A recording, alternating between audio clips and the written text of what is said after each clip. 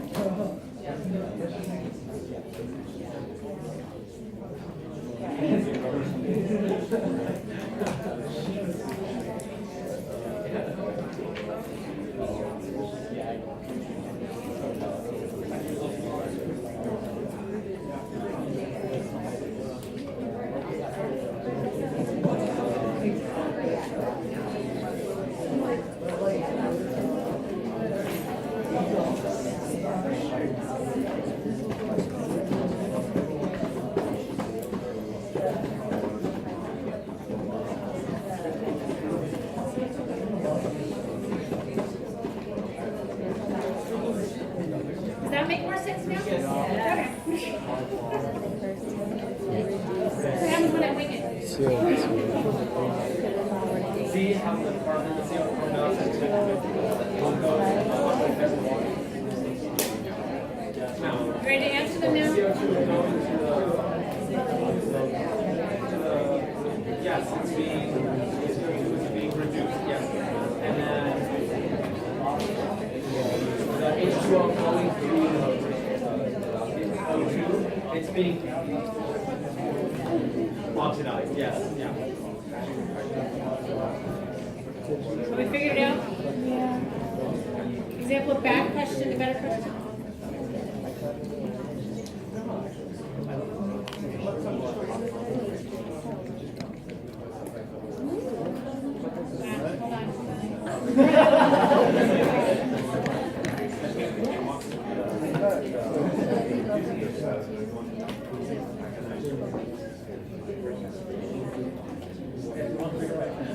Wait, what's number one? Is it getting oxidized?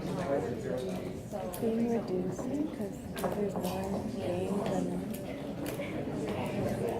more gain than less. Now does it work? Okay, so for carbon dioxide, when carbon dioxide goes to glucose, is it being reduced or oxidized? That's what you can vote.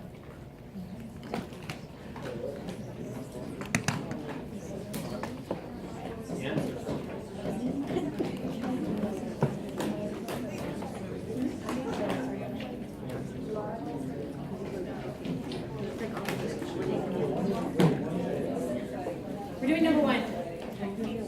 Oh, those are options, not the answers. So here, CO2, is carbon dioxide going to sugar? Is the carbon dioxide being reduced or is the carbon dioxide being oxidized? That's what I meant.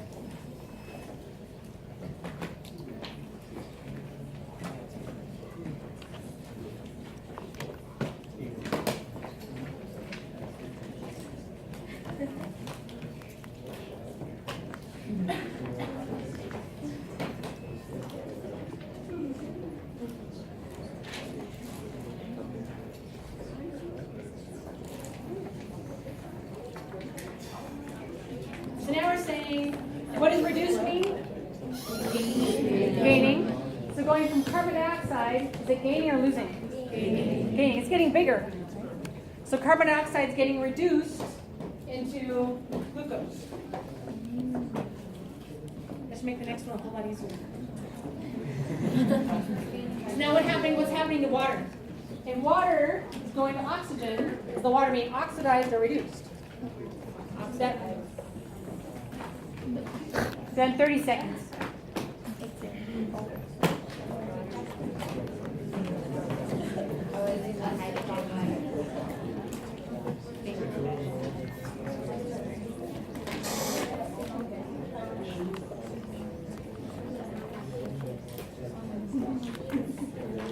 So get your votes in because I'm going to click it.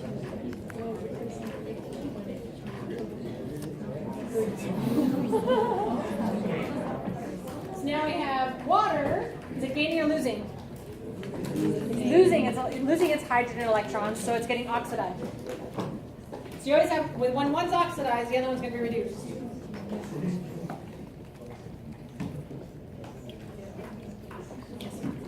So 6CO2 is definitely more negative than C6H12O6. Not More negative? it's got less electrons. So the carbon dioxide is gaining, it's gaining hydrogens and the electrons that are coming to covalently bond with it. So it is gaining and getting kind of, think of it getting bigger. It's gaining electrons or it can be gaining electrons, it can be gaining hydrogens.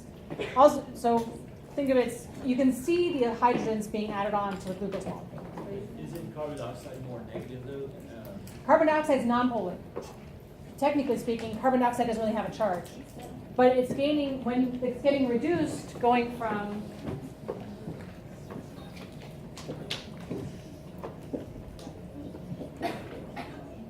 it's gaining hydrogens, and each time it's getting hydrogen, it's getting that electron from hydrogen as well.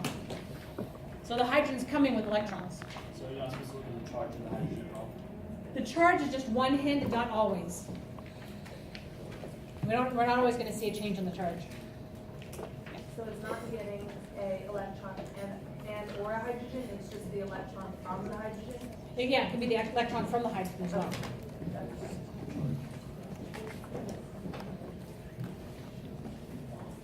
So what I wanted to bring up is that there's a nice picture in your textbook on page 198 and 199. It's from the end of chapter 10. Cell respiration is one half of the equation. Photosynthesis is the other half of the equation. So if you look at the chart on these pages, it kind of helps put the whole story together. We're going to be working through part of that today and on Wednesday and all of next week. So keep referring back to that one and kind of keeping track. It's a good study tool. I want to bring that up. We already did those. Hold on. You want the eye pictures? Yeah. We'll come back. There's more. So I want to go into glycolysis. Thinking of the first step when we're breaking down glucose into 2-pyruvate, going from 1 6-carbon sugar to 2 3-carbon sugars. So we can think of metabolic pathways, lots of different interactions happening, breaking it down piece by piece, pulling off carbon dioxide or moving hydrogens. Every time you're oxidizing, breaking down that sugar, something else is gaining. So we're going to be trying to store up ATP or high energy carriers, your NADH and your FADH2.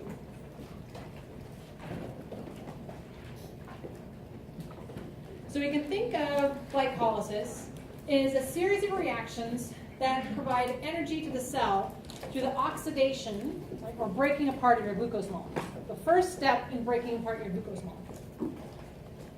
And there's going to be 2 phases for glycolysis.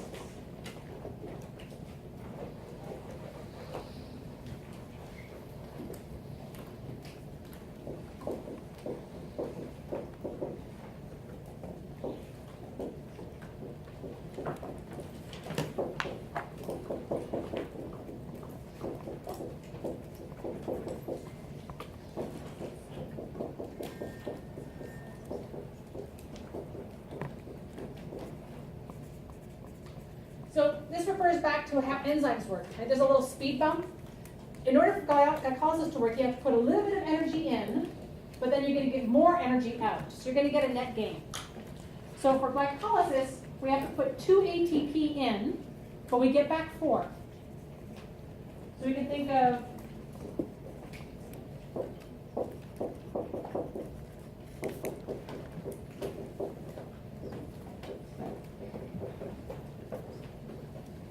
how glycolysis is going to work.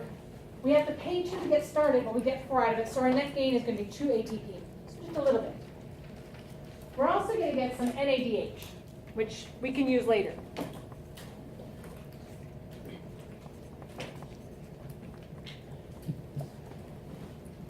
So if we want to picture it this way, we can think of glucose has high potential energy, stored energy in all those covalent bonds. And we're going to have kind of an intermediate in between. And there's 10 steps in glycolysis. So we're going to hit the highlights. So in processing and getting kind of the first step, we have to put energy in to make G3P, or glyceraldehyde 3-phosphate, yet another 3-carbon sugar. And then once we kind of transfer, putting energy in to get up to this state, then we're going to release it when we make 2-pyruvate. So the energy output is even lower. Think of your starting point. You have pretty high energy with glucose.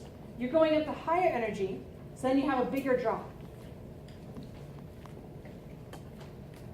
So we're often going to see kind of combined reactions.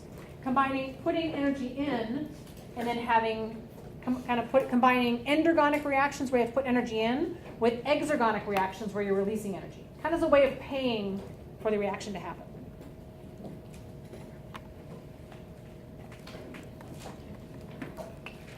So we can think of, for the first step, we have our glucose molecule, several enzymes going up to step 3 in glycolysis. We're putting in 1 ATP, going to ADP, taking off a phosphate. That phosphate then gets put on glucose 6-phosphate. Then you do a transformation and change it into fructose 6-phosphate, moving the phosphate. And then you're finally getting to the G3P. You get, for 1 glucose, you're getting 3 G3P molecules. Yes? Do you want us to memorize like those step names, like No. I would say, I'm not going to ask you to memorize every single step of the pathway. I will say we need to go glucose to G3P. That you have to put 2 ATP in to get to G3P.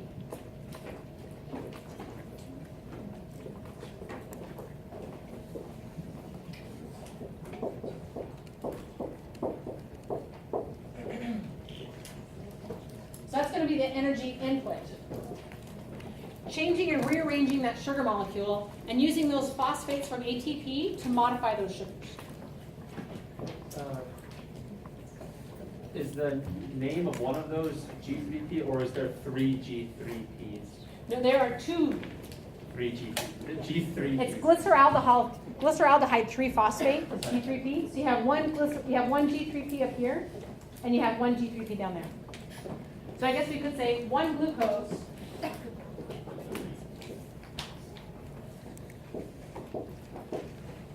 going to give you 2 G3P.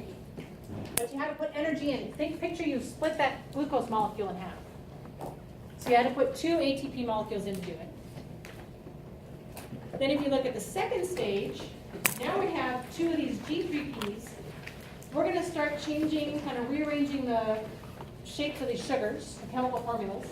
We're going to make 2 NADH, 2 ATP, and as you keep going through all 10 steps, you finally get to pyruvate. So the energy release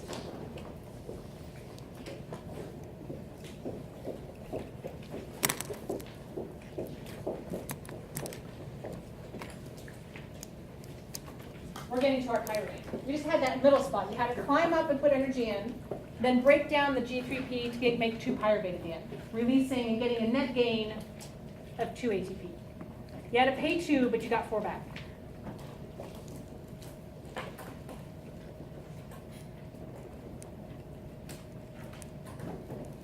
So we can think of the first phase, right, we had to put energy in. We transferred the phosphate from ATP to all these sugar molecules. So now we can just take these phosphates back. Take the phosphates back off to a lower energy state. So you take off one of the phosphates to get ATP. You take off another one of the phosphates to get your next ATP. So we're taking the phosphates back off again, just kind of by transforming from one energy state to another energy state.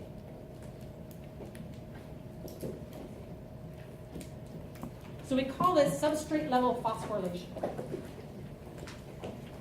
It's easier to explain it this way. That these enzymes, through the process of glycolysis, the enzymes in glycolysis will have a substrate that is very high energy.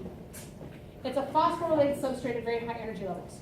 High energy, ADP is even lower energy, so transfer this phosphate to ATP. Now ATP carries the high energy, and your substrate is low energy. So the enzyme is taking its substrate and moving the phosphate off, going from high energy to low energy. So they're paired reactions. Coming into glycolysis, you might have the low energy state here with ADP. By transferring the phosphate, you've moved up to a high energy state. By moving the phosphates around, you can release the energy and harness it in the form of ATP. So you can picture your glucose molecule. You have it, when you phosphorylate it, you're putting it at a high energy state. As you're breaking down the glucose, break it into 2G3P, it's at a higher energy state and you phosphorylated it. As you let it come down in energy, transfer that energy to ATP. We can use the ATP for our energy purposes. Good question. By paired, do you mean like coupled? Coupled reactions. Yeah. Yes. They are coupled reactions. We're putting endergonic reactions with exergonic reactions. Put energy in so you get a bigger output. So overall, we can think of our yield for glycolysis is that we end up with 2 NADH at the very end of glycolysis, still in the cytoplasm, and we end up with 2 ATP. We put a little bit of energy in, we get a little bit more out.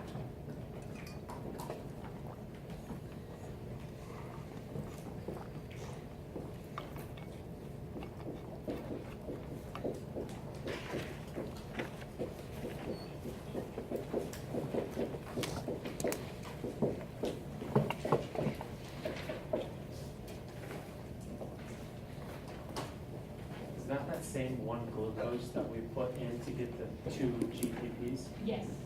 So we're So getting you all think this of- stuff. So when you put in one glucose molecule in glycolysis, you break it apart and make this G3P. Then you change it and kind of transform it into 2-pyruvate. So when you go into glycolysis, you have one glucose. You come out of glycolysis with 2-pyruvate. You also come out with 2 extra ATP and 2 NADH. So if you think of your overall net gain, you put in one glucose, you're getting 2 ATP, 2 NADH, and 2 pyruvates. Transferring high energy phosphates from high energy state to an alternate energy state is your substrate level phosphorylation.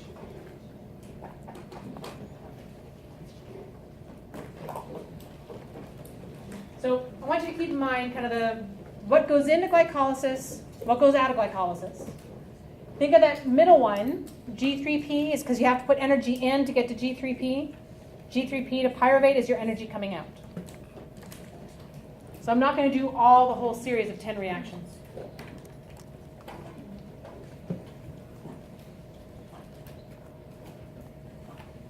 Any questions on glycolysis?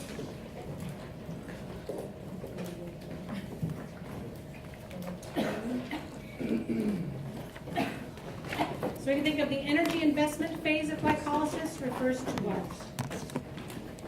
The production of ATP from ADP and inorganic phosphate, the release of energy during the early reaction of the process, the coupling of ATP hydrolysis with endergonic reactions in the early steps, or the time it takes the cell to complete glycolysis. When is your energy investment phase?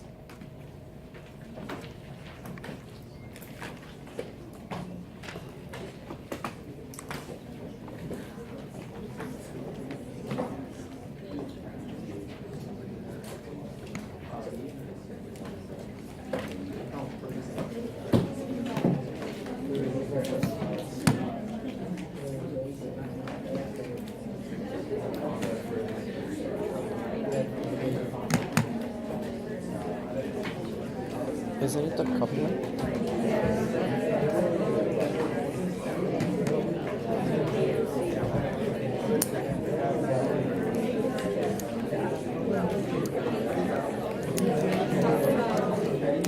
Is this a hard one?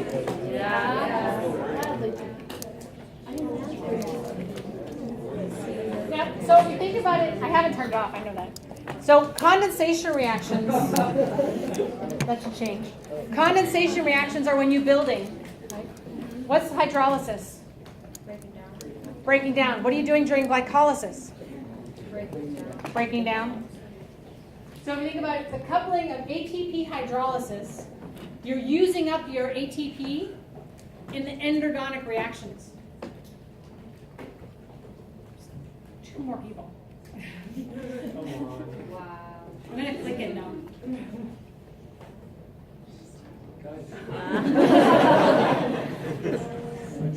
So think of it as the energy input.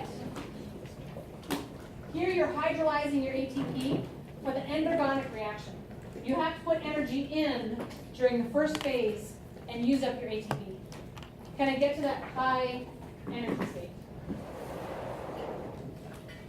So we're working with glucose. If glucose is your substrate, that's what you're funneling through glycolysis.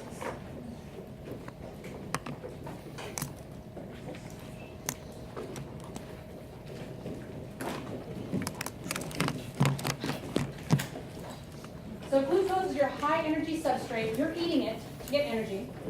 So during glycolysis, you're going to add a phosphate group to it. Now you have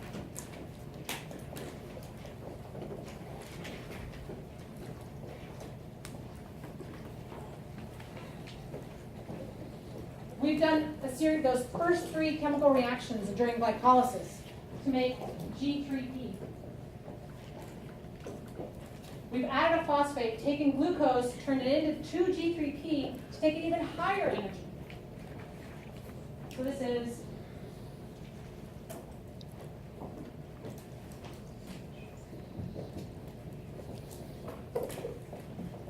endergonic.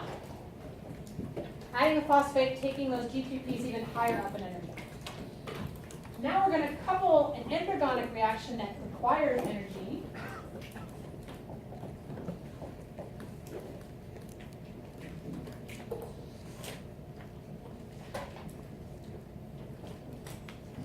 and release it by transferring the phosphate. Taking this high energy phosphate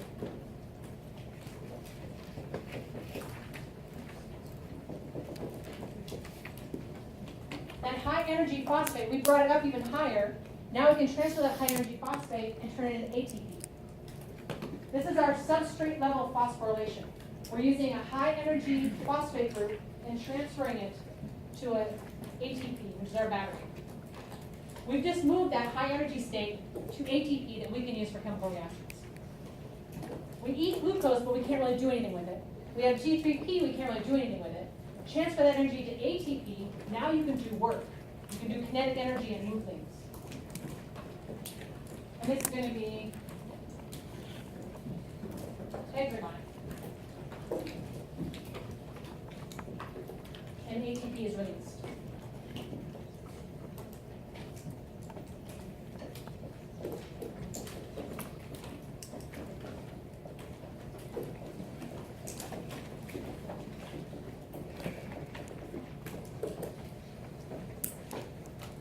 So during glycolysis, we're doing substrate level phosphorylation.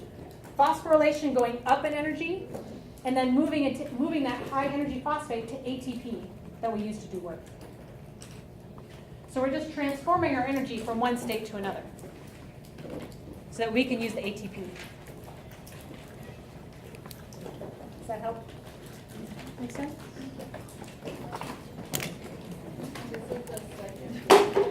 So the first phase is endergonic, the second half of glycolysis is exergonic. So we're coupling 2 different reactions. We're not quite done yet, hold on. So the way we regulate glycolysis, think these are all going to be kind of chain reactions. One enzyme after another enzyme after another enzyme for glycolysis. Same thing's going to happen with cell respiration in the mitochondria when you start doing the citric acid cycle. That usually the way we regulate it is that if you already have a lot of ATP, well, you're not going to keep making more. If you have high energy levels, well, then store your glucose. Only break down your glucose when you need ATP. You can't store ATP. ATP is going to get burned off. So you can think of when you have a whole lot of ATP, then that's going to turn off the beginning part of the reaction. So think of it as a feedback inhibition. You make a whole bunch of product, it turns off the start of the reaction. You run out of product, the reaction will run. So for our glycolysis, if we start putting these all together, going from glucose to 2-pyruvate, when you start making a whole lot of ATP, it's going to block the early steps of glycolysis. When you run low on ATP, well then this one can run again. So that means it's kind of energy efficiency. If you have a lot of ATP, hold your glucose and wait. Run out of ATP, break down more glucose. So you want to turn on glycolysis, turn off glycolysis. You have to be able to regulate it.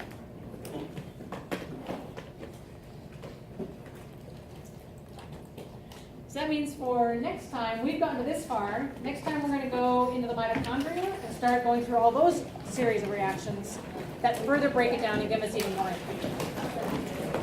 Also, I have your homework. You want to combine, pick these up from chapter 5 and 6. Come on your way out. Now. Yeah.